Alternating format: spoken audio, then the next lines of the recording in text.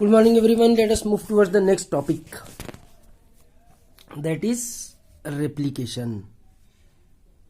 अब ट्रांसक्रिप्शन और ट्रांसलेशन तो अपन ने देख लिया है, अब अपने को देखना है रेप्लिकेशन. ठीक है, ध्यान रहे तीनों चीज़ों में अपने को डिफ्रेंशिएट करना आना चाहिए. ट्रांसक्रिप्शन में हमको क्या करना है, डीएनए को रीड करके, डीएनए को टेम्पलेट कंसिडर करके आरएनए बनवाना है. ट्रांसलेशन में क्या करना है, आरएनए को रीड करके प्रोटीन बनवाना है ना. मतलब ट्रांसक्रिप्शन में डीएनए को पढ़ के न्यूक्लियोटाइड्स एक दूसरे को जोड़ने अकॉर्डिंगली, और ट्रांसलेशन में आरएनए को देख के, आरएनए को अपना स्टैंडर्ड कंसिडर करके अमीनो एसिड्स को जोड़ते जाना एक दूसरे के साथ. बराबर. रेप्लिकेशन में हम क्या करेंगे, डीएनए को देखकर डीएनए ही बनवाएंगे. रेप्लिकेशन में हम डीएनए को देखकर डीएनए ही बनवाएंगे, मतलब डीऑक्सीन्यूक्लियोटाइड्स ही जोड़ते जाएंगे.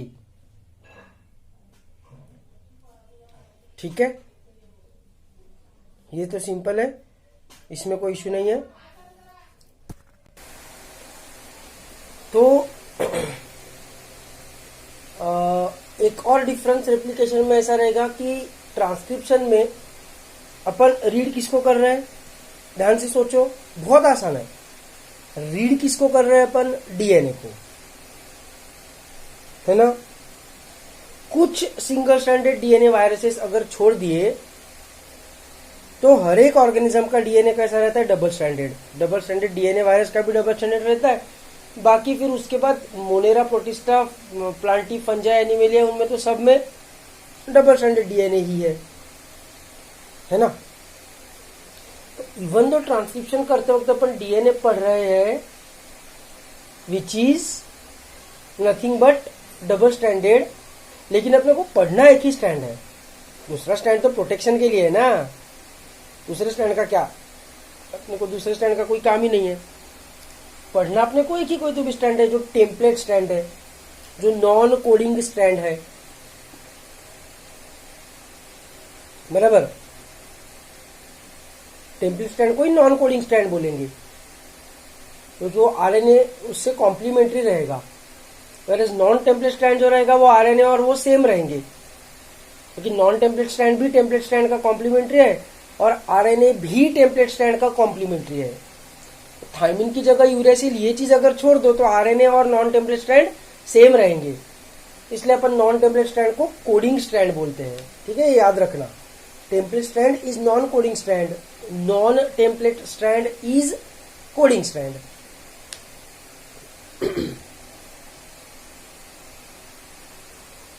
एनीवेज द पॉइंट इज कि डीएनए होगा अपने गांव का डबल स्टैंडेड, लेकिन रीड करते वक्त अपन उसके एक ही स्टैंड को पढ़ते हैं, अपने को उसके दूसरे स्टैंड से कोई मतलब नहीं है. और ट्रांसलेशन के वक्त जब एमआरएनए को रीड करके प्रोटीन बनाए जाते हैं तब तो कोई टेंशन ही नहीं, क्योंकि आरएनए तो वैसे भी सिंगल स्टैंडेड ही रहता है. एमआरएनए वैसे भी सिंगल स्टैंडेड ही रहता है, तो इट डजंट मैटर. बेसिकली मुद्दा मेरा यह है कि ट्रांसक्रिप्शन और ट्रांसलेशन दोनों एक ही स्ट्रैंड को देख के किया जाता है, उसमें एक ही स्ट्रैंड का रोल है. ट्रांसक्रिप्शन में एक ही स्ट्रैंड को भाव दिया जाता है और ट्रांसलेशन में तो स्ट्रैंड है ही एक. लो, लेकिन रेप्लिकेशन में क्या है, रेप्लिकेशन मतलब सीधा सीधा जेरोक्स निकालना. ट्रांसक्रिप्शन में कैसे अपन इंट्रॉन्स वगैरह को सेपरेट आउट करते हैं, ट्रांसक्रिप्शन में हम कैसे इंट्रॉन्स वगैरह को सेपरेट आउट करते हैं with the help of splicing in case of eukaryotes, है ना. इधर ऐसा अपने को कुछ भी नहीं करना है. इधर अपने को पूरा का पूरा डीएनए कॉपी करना है अलोंग विथ जंक डीएनए, क्योंकि जंक डीएनए अपने लिए यूजलेस नहीं है. जंक डीएनए अगर यूजलेस होता तो इवोल्यूशन ने अब तक उसको निकालने का कोई उपाय निकाल लिया होता। जंक डीएनए क्या करता है, ओरिजिनल जीन्स को प्रोटेक्ट करता है।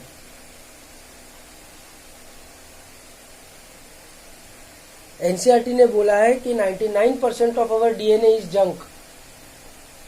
सिर्फ 1% डीएनए फंक्शनल रहता है, मतलब सिर्फ 1% रीजन ऐसा है वो न्यूक्लिक एसिड पे जिसका ट्रांसक्रिप्शन होता है, और फिर वो ट्रांसक्रिप्शन से जो आरएनए बनता है उस आरएनए का ट्रांसलेशन होता है।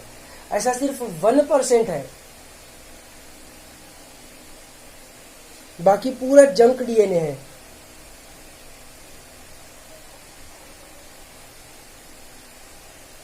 बाकी पूरा जंक डीएनए है।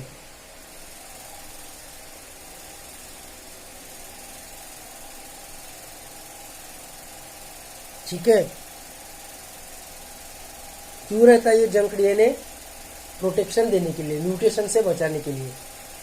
अगर म्यूटेशन होगा, म्यूटेशन तो रैंडमली होगा ना, कहीं पर भी हो सकता है, एडेनिन की जगह ग्वानिन हो जाना, थायमिन की जगह साइटोसिन हो जाना, पर 99% पोर्शन अगर यूजलेस होगा तो प्रोबेबिलिटी भी ये रहेगी कि म्यूटेशन 99% चांसेस रहेंगे कि म्यूटेशन जंक डीएनए में हो।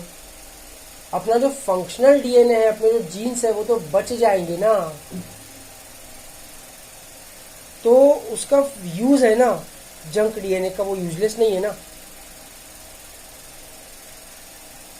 तो मतलब तुम एक चीज सोचो, एक कॉमन सेंस सोचो कि तुम्हारे सेल में जंक डीएनए है, वो सेल अभी माइटोसिस करके 2 सेल्स बनाएगा, उन 2 सेल्स में अगर जंक डीएनए रहा ही नहीं तो कैसे चलेगा? ऐसा रेप्लिकेशन करते वक्त, जेरोक्स करते वक्त अपन सिर्फ अपने काम के पोर्शन का जेरोक्स थोड़ी करेंगे, पूरे डीएनए का जेरोक्स करेंगे ना, along with the junk DNA. ये हो गई पहली बात। दूसरी बात, कॉम्प्लीमेंट्री स्ट्रैंड जो है, मतलब नॉन टेम्पलेट स्ट्रैंड, उसका भी तो रेप्लिकेशन करना पड़ेगा ना। वो एग्जिस्ट करता है क्योंकि एक रीजन के कारण ही वो एग्जिस्ट करता है ना। भले ही उसके ऊपर कोई इंफॉर्मेशन नहीं है, भले ही उसके ऊपर कोई इंफॉर्मेशन नहीं है नॉन टेम्पलेट स्ट्रैंड के ऊपर, लेकिन वो क्यों एग्जिस्ट करता है नॉन टेम्पलेट स्ट्रैंड? इसका कोई इवोल्यूशनरी रीजन है कि नहीं है? है ना इवोल्यूशनरी रीजन। तो सामने वाले वो टेम्पलेट स्ट्रैंड जो है उसको खुद के साथ कॉइल होने से, खुद के साथ लाइगेट होने से बचाता है, प्रोटेक्ट करता है। ये है उसका रीजन। तो जरूरी है ना नॉन टेम्पलेट स्ट्रैंड रहना सेल में। भले ही तुम ट्रांसक्रिप्शन एक ही स्ट्रैंड का करो, लेकिन वो एक स्ट्रैंड को सीधा रखने के लिए, उसको खुद के साथ कॉइल होने से बचाने के लिए दूसरा स्ट्रैंड रहना जरूरी तो है ना।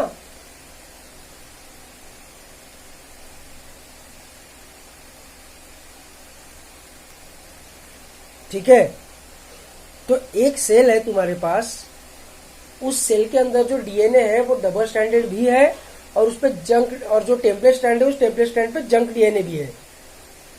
नॉन टेम्पलेट स्ट्रैंड तो पूरा ही यूजलेस है, तो पूरा ही जंक है, लेकिन टेम्पलेट स्ट्रैंड पे promoter, structural gene, terminator region, termination region, और फिर बहुत सारा जंक डीएनए। और स्ट्रक्चरल जीन के अंदर भी introns, which is nothing but junk DNA. तो भरपूर सारा जंक डीएनए टेम्पलेट स्ट्रैंड के ऊपर है। और उसके अलावा एक नॉन टेम्पलेट स्ट्रैंड है जो तो पूरा ही इंफॉर्मेशन के पॉइंट ऑफ व्यू से वो पूरा ही यूजलेस है, लेकिन तुम भेदभाव नहीं कर सकते। रेप्लिकेशन करते वक्त तुमको दोनों को रेप्लिकेट करवाना जरूरी है। रेप्लिकेशन करते वक्त तुमको दोनों को रेप्लिकेट करवाना जरूरी है, टेम्पलेट स्ट्रैंड को भी और नॉन टेम्पलेट स्ट्रैंड को भी। और टेम्पलेट स्ट्रैंड पे जो जंक डीएनए वाला जो पोर्शन है, जो यूजलेस पोर्शन है, वो भी पूरे तरीके से रेप्लिकेट होना चाहिए। ट्रांसक्रिप्शन में हम आरएनए पॉलीमरेज को बताते हैं कि इस पॉइंट से जीन शुरू होता है और उस पॉइंट पे जीन खत्म होता है। With the help of promoter and termination region. भाई सिर्फ इतना ही पोर्शन तेरे को ट्रांसक्राइब करना है, पूरा 2.2 मीटर का डीएनए मत ट्रांसक्राइब कर ले। अपने को अभी जिसकी जरूरत है वही जीन सिर्फ ट्रांसक्राइब होगा। मैंने तुमको बताया हुआ है कि उसका ये चीज नहीं फॉलो हुई तो बहुत बड़ा टेंशन हो जाएगा। जब इंसुलिन की जरूरत है तब इंसुलिन ही आना चाहिए, ग्लूकागॉन नहीं आना चाहिए। जब ग्लूकागॉन की जरूरत है तब ग्लूकागॉन ही आना चाहिए, इंसुलिन नहीं आना चाहिए।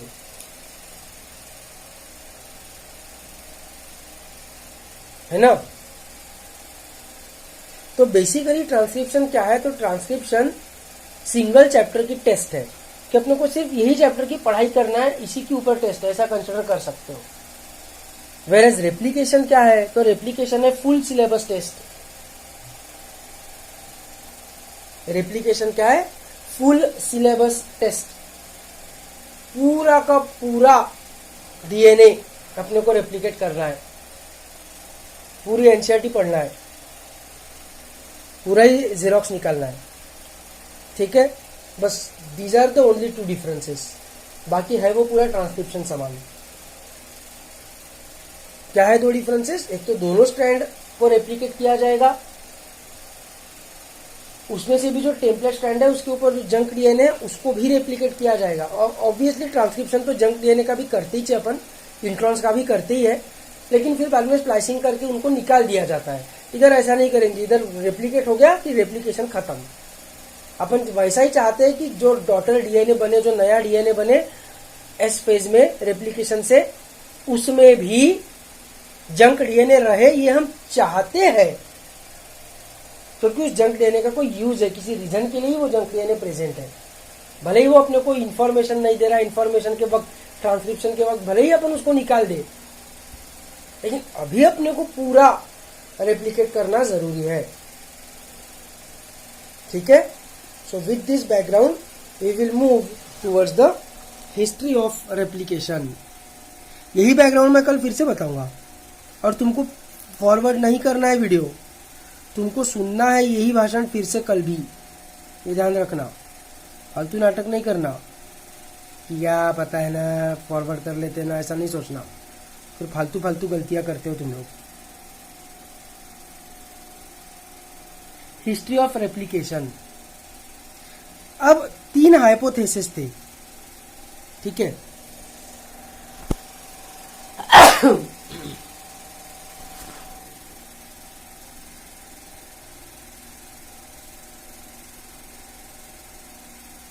तीन हाइपोथेसिस थे कि रेप्लिकेशन कैसे होता होगा।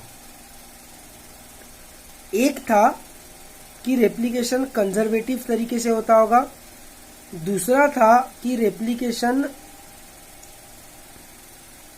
सेमी कंजर्वेटिव तरीके से होता होगा, और तीसरा था कि रेप्लिकेशन जो है या डिस्पर्सिव तरीके से होता होगा। ठीक है? क्या है दोनों बताता हूं, तीनों बताता हूं। एक सेकंड ना, I will just take a pencil. Conservative का मतलब है कि पुरानी चीजें संभाल के रखना, उसको बोलते हैं कंजर्वेटिव। ठीक है? तो कंजर्वेटिव रेप्लिकेशन वाला जो मॉडल है वो क्या बोलता था कि जो दो नए डीएनए स्ट्रैंड्स बनेंगे वो कैसे बनेंगे, तो एक जो ओरिजिनल वाला स्ट्रैंड है, वो ओरिजिनल वाला जो डीएनए है वो एज इट इज रहेगा। ठीक है? और नया वाला डीएनए पूरा अलग से बनाया जाएगा। मतलब नए वाले डीएनए के जो दोनों स्ट्रैंड्स हैं वो नए रहेंगे, और पुराने वाले डीएनए के जो 2 स्ट्रैंड्स हैं वो दोनों भी पुराने वाले ही रहेंगे। ठीक है? वेयर एज सेमी कंजर्वेटिव वाला क्या बोलता है, एक सेकंड रुक जाओ,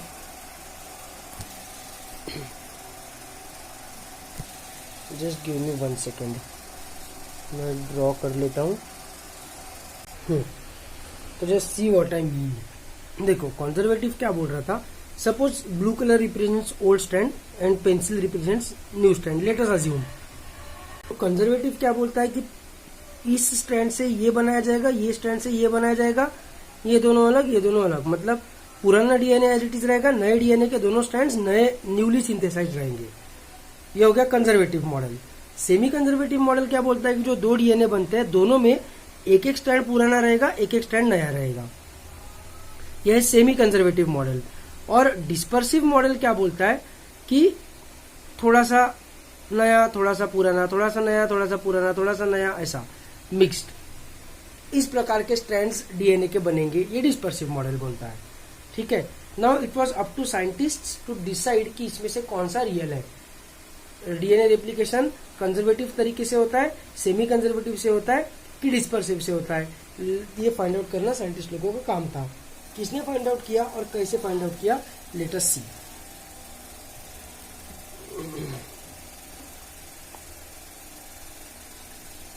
सबसे पहले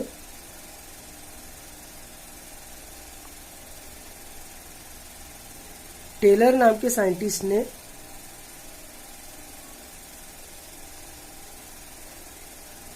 विशिया फावा नाम का एक प्लांट है, इसको नॉर्मल भाषा में बोला जाता है फावा बीन्स। ठीक है। वो विशिया फावा के ऊपर उसने काम किया। फावा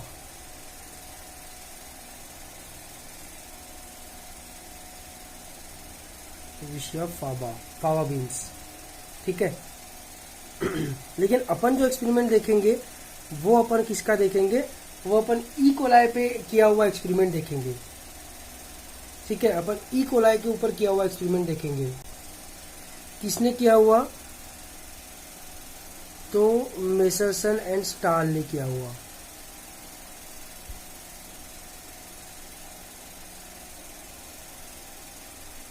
ठीक है। मेसरसन एंड स्टाल ने ई कोलाई पे जो एक्सपेरिमेंट किया उसमें उन्होंने क्या किया, ध्यान से सुनो। ठीक है। बहुत ही सिंपल एक्सपेरिमेंट है। सबसे पहले उन्होंने they grew E coli on heavy nitrogen. Heavy nitrogen मतलब क्या, what is meant by heavy nitrogen.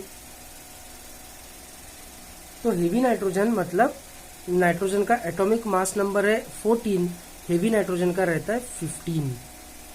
तो N15 के मीडियम पे ग्रो किया।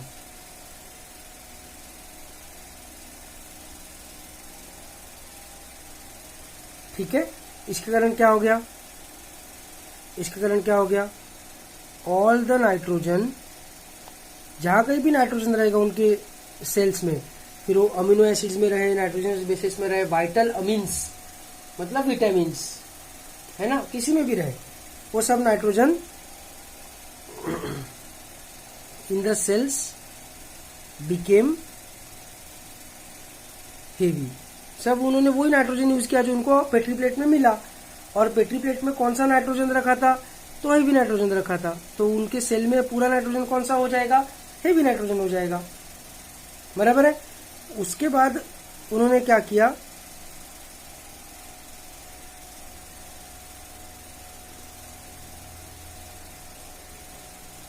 सेंट्रीफ्यूज किया। उसके बाद उन्होंने क्या किया, सेंट्रीफ्यूज किया।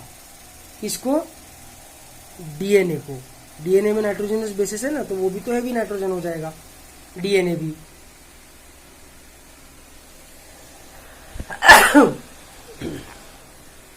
ठीक है। तो डीएनए को सेंट्रीफ्यूज किया। डीएनए को सेंट्रीफ्यूज करने के बाद उनको क्या दिखा,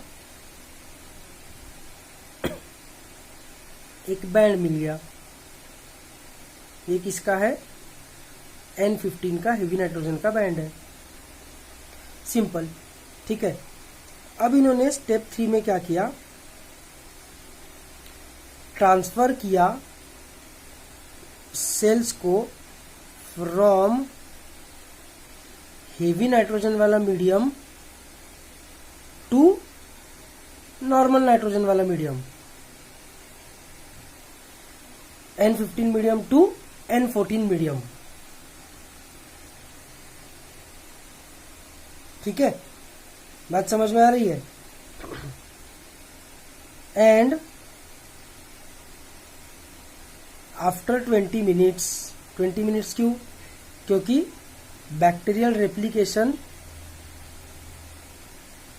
को लगते हैं 20 मिनट्स, बैक्टीरियल रेप्लिकेशन को लगते हैं 20 मिनट्स, इसलिए after 20 minutes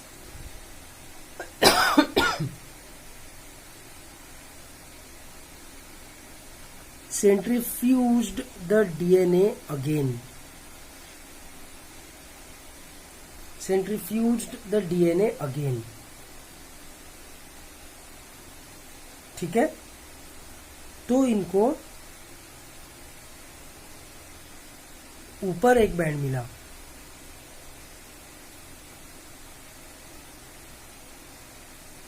obtained a band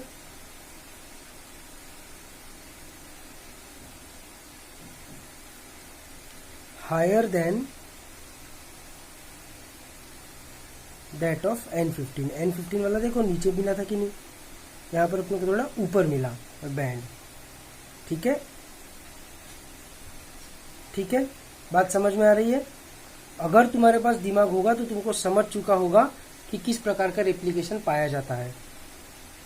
इसके आगे उन्होंने और एक्सपेरिमेंटेशन किया, फिर और 20 मिनट के बाद किया, और 20 मिनट के बाद किया, ऐसा 20-20 मिनट के बाद वो करते गए। ठीक है, ऐसा 20-20 मिनट के बाद वो करते गए। लेकिन अगर दिमाग होगा तो तुमको यहीं पे समझ जाएगा कि रेप्लिकेशन किस टाइप से होता है। इन तीनों में से आगे बढ़ने की एक्चुअल में जरूरत ही नहीं है, क्योंकि अगर कॉन्जर्वेटिव टाइप का रेप्लिकेशन हुआ रहता तो अपने को N15 का अलग बैंड मिला रहता, N14 का अलग बैंड मिला रहता। अपने को एक ही बैंड मिल रहा है यहाँ पर, मतलब मदर वाला डीएनए और डॉटर वाला DNA, mother daughter DNA, original DNA and replicated DNA, दोनों का वजन सेम है, दोनों का वजन अलग अलग नहीं है। अगर कंजर्वेटिव तरीका रहा रहता तो ओरिजिनल जो N15 वाला डीएनए था उसके दोनों स्ट्रैंड्स अलग रह रहते और नया जो N14 वाला डीएनए बना उसके दो स्ट्रैंड्स अलग रह रहते। लेकिन ऐसा हो रहा है क्या? नहीं हो रहा है, मतलब कंजर्वेटिव वाला तो हो ही नहीं सकता। और डिस्पर्सिव होने के चांसेस तो बहुत ही कम है लॉजिकली, कि क्यों इवोल्यूशन इतना कॉम्प्लिकेटेड स्ट्रक्चर डेवलप करेगा डिस्पर्सिव रेप्लिकेशन का। तो ऑब्वियसली यहीं पे समझ जाता है कि रेप्लिकेशन सेमी कंजर्वेटिव होता होगा। सेमी मतलब 50%, आधा आधा। लेकिन फिर भी हो भी सकता है डिस्पर्सिव, एकदम भी अपन 100% नहीं बोल सकते, भले ही 99% बोल सकते हो। इसलिए अपन ने क्या किया, अपन ने स्टेप 4 किया। स्टेप 4 में क्या किया, आफ्टर 20 मिनट्स मतलब total of 40 minutes, again centrifuge the DNA, एक काम करता हूं, मैं तुमको बता देता हूं कि डीएनए रेप्लिकेशन सेमी कंजर्वेटिव होता है। ठीक है, समझ ही गया होगा तुमको वैसे भी अब तक।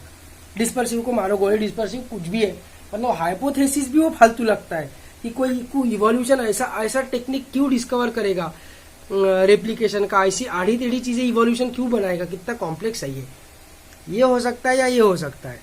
उसमें से ये तो एलिमिनेट हो गया, क्योंकि ये अगर रहा रहता तो ओरिजिनल जो डीएनए है जिसको अपन ने ट्रांसफर किया है N15 वाले से, उसके दोनों स्ट्रैंड N15 वाले रह रहे थे, और जो नया डीएनए बना उसके दोनों स्ट्रैंड्स N14 रह रहे थे, है ना। तो एक हेवी स्ट्रैंड और एक लाइट स्ट्रैंड, ऐसे अपने को दो बैंड्स मिले रहते, पर अपने को एक ही बैंड मिला, अपने को एक ही बैंड मिला। इसका क्या मतलब है? इसका मतलब यह है कि N15 N14 मदर वाला भी वैसा ही है, मतलब ओरिजिनल डीएनए भी N15 N14 है, दैट इज एक स्ट्रैंड N15 N14, दूसरा स्ट्रैंड N15, मतलब दूसरे डीएनए का एक स्ट्रैंड N15 एक N14, पहले वाले डीएनए का एक N15 एक N14, सेमी कंजर्वेटिव, दोनों का वजन सेम रहेगा, इसलिए एक ही बैंड मिला। ये मैं बता देता हूँ, ठीक है। अब 20 और मिनट के बाद क्या होगा, ध्यान से सुनो। अगेन सेंट्रीफ्यूज द डीएनए करने के बाद, एकदम ध्यान से सुनो, फालतू बकवास करने का नहीं, फालतू सोचने का नहीं, बहुत सिंपल है। अभी अपने पास दो प्रकार के डीएनए हैं, कौन से? तो N15 N14 और N15 N14 दो प्रकार के नहीं, दो डीएनए है ऐसे, क्योंकि रेप्लिकेशन सेमी कॉन्जर्वेटिव है। ये स्ट्रैंड ओरिजिनल है जो अपन ने ट्रांसफर किया था N15 से, ये स्ट्रैंड ओरिजिनल है जो अपन ने ट्रांसफर किया था N15 से। उसके ऊपर अभी नया स्ट्रैंड बनाने के लिए उसको जो नाइट्रोजन मिलेगा वो पूरा N14 वाला मिलेगा, तो N14 वाले को ही यूज करेगा। और N14 वाले को ही यूज करेगा तो क्या होगा, इसके ऊपर जो स्ट्रैंड बनेगा वो N14 का, इसके ऊपर जो स्ट्रैंड बनेगा वो N14 का, तो दो डीएनए बन जाएंगे।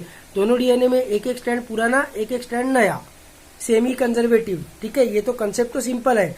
पर अभी जब और 20 मिनट के बाद, मतलब स्टेप 4 जो है ये, after 20 more minute centrifuge the DNA, अब क्या होगा, कॉमन सेंस लगाओ, बहुत सिंपल है। देखो ये जो स्ट्रैंड है इसके ऊपर नया स्ट्रैंड बनेगा जो N14 का रहेगा, है ना। ये जो स्ट्रैंड है इसके ऊपर नया डीएनए बनेगा जो N14 का रहेगा। मतलब इससे जो नया डीएनए बनेगा वो N15 N14 ही रहेगा, इससे जो नया डीएनए बनेगा वो N15 N14 ही रहेगा। तो मतलब ये वाला बैंड जो अपने को मिला था, ये वाला बैंड तो एज इट इज रहेगा N15 N14 वाला, N15 N14 वाला ये वाला बैंड कांस्टेंट रहेगा, है ना। ये वाला जो डीएनए है ये तो खुद ही N14 है, इसके ऊपर जो नया डीएनए बनेगा वो भी N14 रहेगा, क्योंकि उसको अवेलेबल ही N14 है। क्यों अवेलेबल N14 है, अरे गधो, अपन ने ये नहीं किया है क्या, transfer the cells from N15 to N14। फिर और ये वाला जो है ये भी खुद N14 है, तो इसके ऊपर जो नया डीएनए बनेगा वो भी N14 ही बनेगा, क्योंकि उसको अवेलेबल वही है। तो ये N14 N14 N14 N14 वाला बनेगा। ये वाले दो डीएनए इन दो डीएनए के कंपैरिजन में हल्के रहेंगे, तो अपने को एक नया बैंड मिलेगा इधर, ये रहेगा N15 N14 वाला और ये रहेगा N14 N14 वाला। ठीक है, और 20 मिनट के बाद करोगे तो ये तो इंटैक्ट रहेगा। ये इंटैक्ट क्यों रहेगा, क्योंकि ये जो डीएनए है इस डीएनए को तुम समझो, इसका N15 वाला स्ट्रैंड अलग हो जाएगा, N14 वाला स्ट्रैंड अलग हो जाएगा। ठीक है, इसके ऊपर जो नया स्ट्रैंड बनेगा वो तो N14 ही बनेगा, इसके ऊपर जो नया स्ट्रैंड बनेगा वो N14 ही बनेगा। पर ये तो सेमी कंजर्वेटिव वाला N15 N14 वाला हाइब्रिड डीएनए कांस्टेंट रहेगा ही, वैसा ही इधर भी होगा। दोनों स्ट्रैंड्स अलग होंगे, N15 वाला अलग होगा, N14 वाला अलग होगा। N15 वाले पे जो नया डीएनए बनेगा वो N14 ही बनेगा, N14 वाले पे जो नया डीएनए बनेगा वो N14 ही बनेगा, क्योंकि N14 ही अवेलेबल है। पर ये दोनों इंटैक्ट रहेंगे 1000 जनरेशन के बाद भी। जिन बैक्टीरियल सेल्स में ये टाइप का डीएनए है वो बैक्टीरियल सेल्स इस टाइप के डीएनए उतना बनाएंगे ही, because of this and because of the semi conservative nature. ऐसा होते ही रहेगा। तो ये स्ट्रैंड इंटैक्ट रहेगा, पर ये स्ट्रैंड मोटा मोटा होते जाएगा आफ्टर एवरी 20 मिनट्स। क्यों, क्योंकि ये वाले स्ट्रैंड से ये वाला जो स्ट्रैंड है, ये वाला इसने अपने ऊपर एक और N14 बनाया। ये वाला जो स्ट्रैंड है ये वाला, इसने अपने ऊपर एक और ये वाला इसने अपने ऊपर एक और N14 बनाया। तो N14 वाले दो बढ़ गए। ऊपर से ये जो है ये अपना N14 एक और N14 बनवाएगा, ये वाला N14 एक और N14 बनवाएगा, ये वाला एक और बनवाएगा, ये वाला एक और बनवाएगा। तो N14 का अमाउंट बढ़ते जाएगा आफ्टर एवरी 20 मिनट्स। इनका अमाउंट कांस्टेंट रहेगा, हाइब्रिड वालों का इनका बढ़ते जाएगा। समझ में आ रहा है। तो अब मेरे को बस एक चीज चाहिए तुम लोगों से, मैं क्वेश्चन दे रहा हूं तुमको, अगर तुमको समझा है सेमी कंजर्वेटिव रेप्लिकेशन और ये एक्सपेरिमेंट, तो तुम वो क्वेश्चन का आंसर मेरे को दे पाओगे। आफ्टर 3 जनरेशंस मतलब 8 डीएनए बन जाएंगे 3 जनरेशंस के बाद। ठीक है, what is the ratio of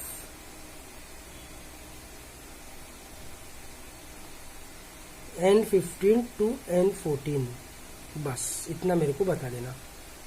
simple है एकदम। ठीक है, तो नोट्स के लिए, आज के नोट्स के लिए वो दिखा देता हूँ तुमको। कुछ मैंने स्टार्टिंग के 10 मिनट तो पूरा वही बड़बड़ी किया था, कल भी करूँगा।